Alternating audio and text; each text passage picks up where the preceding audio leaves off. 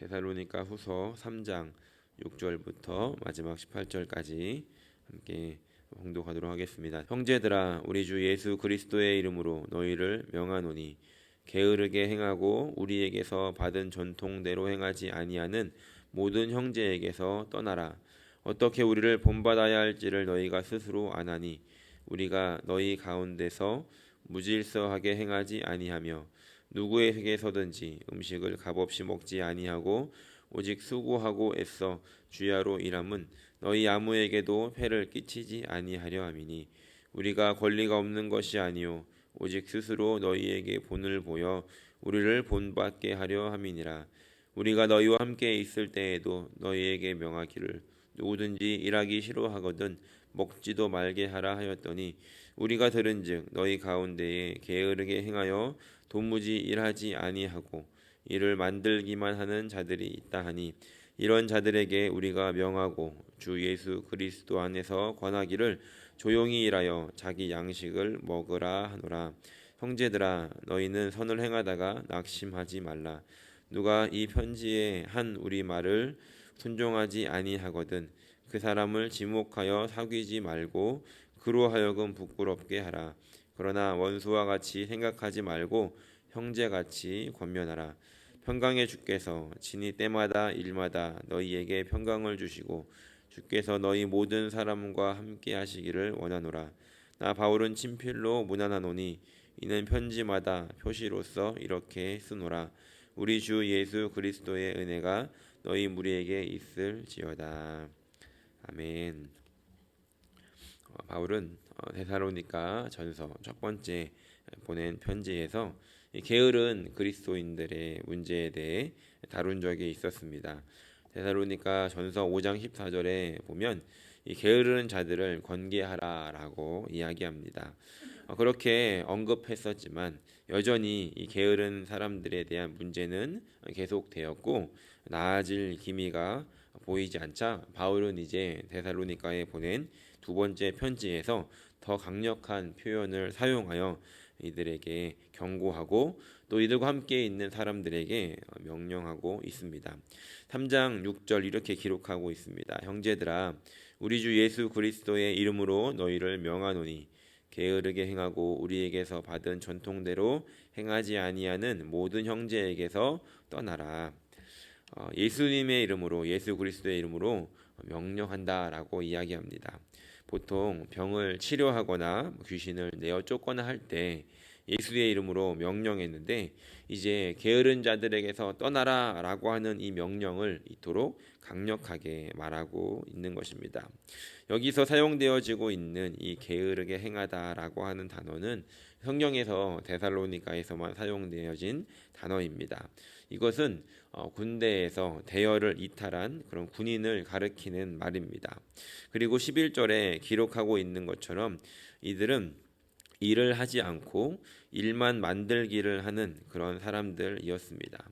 이 게으른 사람들은 모든 사람들이 일을 하며 섬기는 동안 그렇게 하지 않고 또 그것에 대해서 참견을 하면서 오히려 일만 벌리고 다니는 그런 사람들이었던 것입니다. 어떤 사람들은 이렇게 생활했던 이유가 예수님께서 곧 오실 것이기 때문에 그것만 준비해야 된다라고 하며 핑계를 대었고 또 어떤 사람들은 일을 하는 것, 이 땅에서 일을 하며 사는 것은 영적인 것이 아니고 그저 이것은 하늘에 쌓는 보화가 아니기 때문에 땅에 쌓는 것들로 간주했기 때문에 이 영적이지 않는 일들을 나는 하지 않겠다라고 이렇게 게으름을 피는 사람들이 있었던 것입니다.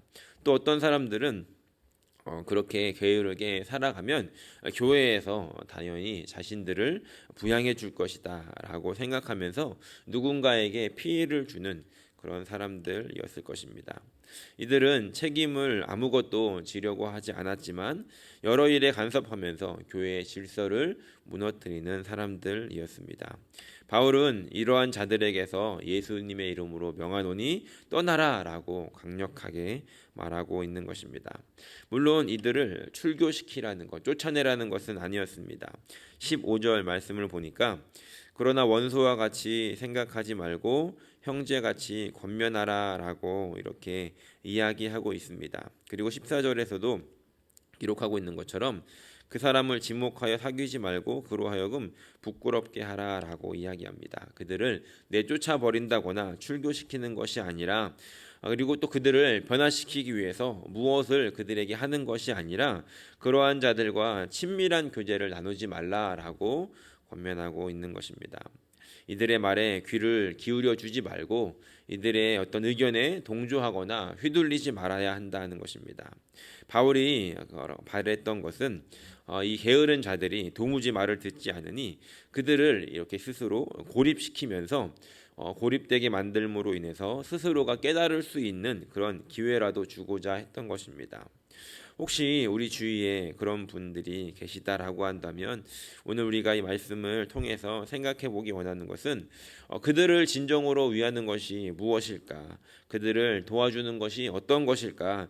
그들을 하나님께서 어떻게 다루시기를 원하시는가를 우리가 생각해 보는 아침이 되기를 소원합니다.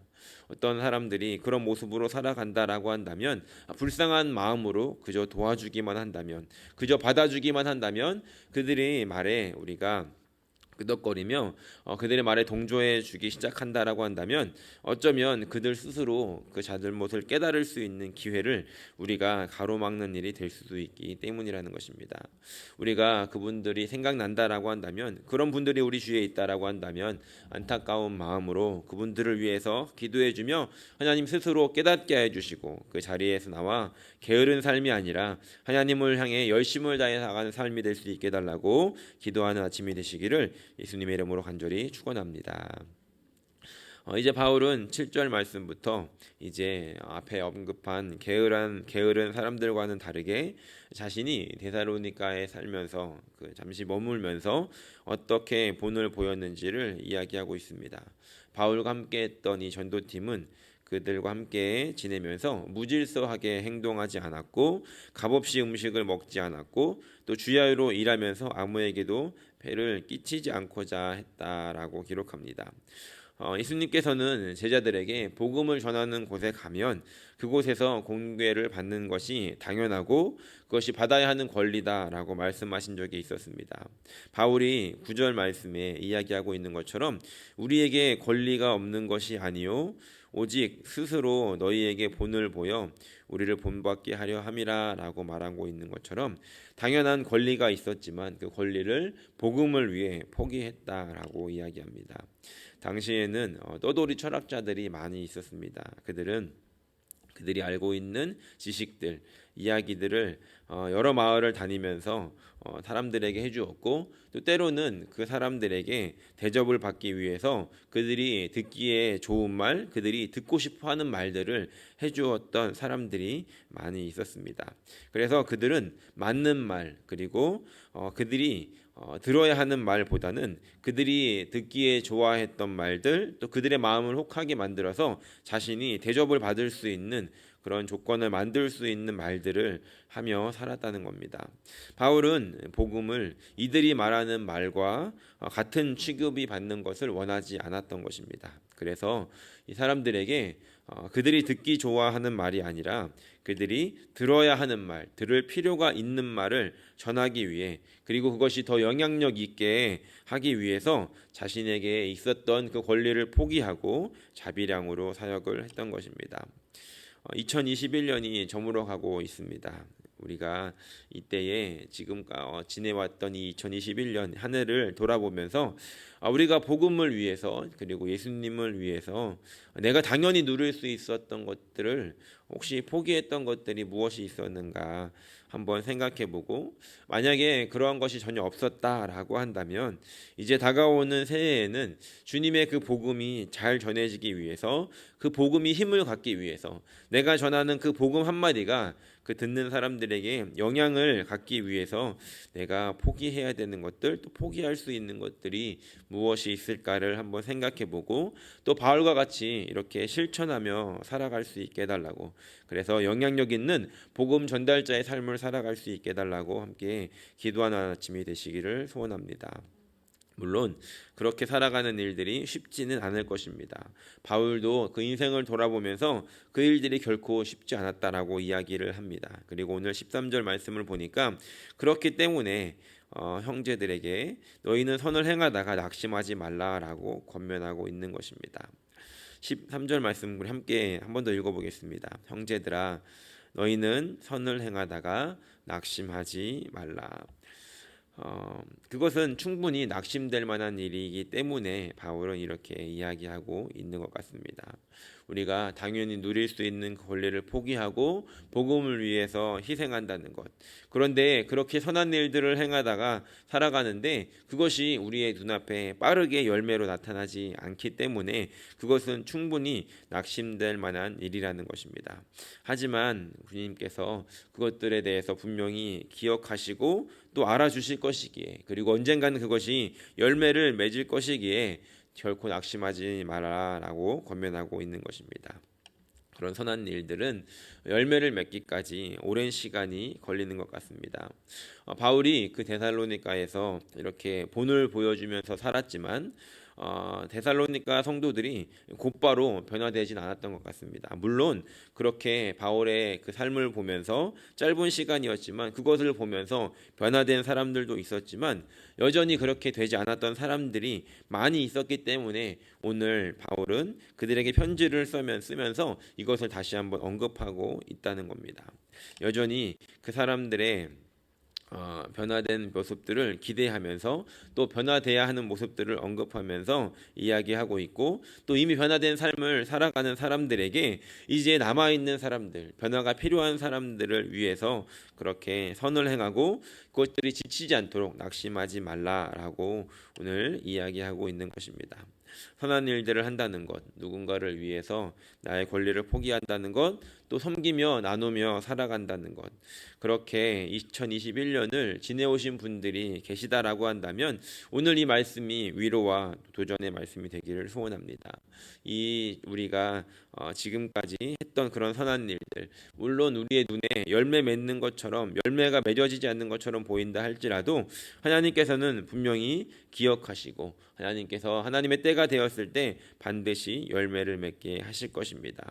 오늘 우리가 그런 마음으로 다시 한번 품고 기도할 때 하나님 내가 하고 있는 이 선한 일들 내가 지금 이렇게 살아가고 있는 일들이 하나님 나의 마음속에서 낙심하지 않도록 내 마음에 이런 열정이 식어지지 않도록 계속해서 나에게 성령의 불을 붙여주시고 하나님께서 반드시 열매 맺게 하여 주셔서 이것들을 통해서 하나님께서 영광 받으시는 일들이 될 수 있게 해달라고 함께 기도하는 아침이 되기를 소원합니다.